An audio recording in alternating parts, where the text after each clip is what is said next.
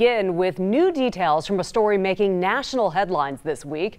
As we've reported, 10 people arraigned for the manufacturing and sale of counterfeit cell phones after a massive federal raid right here in the Treasure Valley.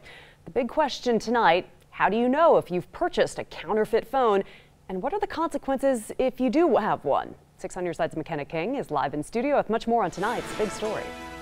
That's right, Michelle. And in that large-scale scheme, the FBI says around 25,000 people fell victim, many of them unknowing.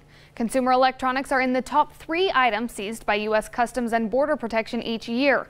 Problems rising from an economic standpoint, health and safety, and even legality, as purchasing the goods supports criminal activities such as money laundering and trafficking, not to mention the hazards they pose to consumers. One expert tells us there are concerns with spyware, that the phone may be transmitting sensitive data from the consumer to the producer.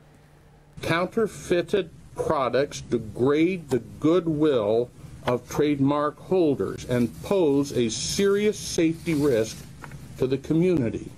So the best way to identify whether or not you have fallen victim, Neil Custer of Boise's Custer Agency tells us to take note of things like your battery life. If it drops faster than normal, that could be a good clue there is spyware on the counterfeit product. As far as others, taking the device into an unauthorized dealer isn't a bad option if you purchase the phone from a third-party seller.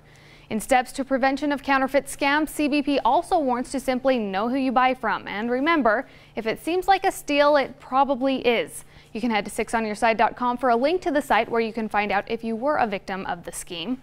Live in studio, McKenna King, 6 on Your Side.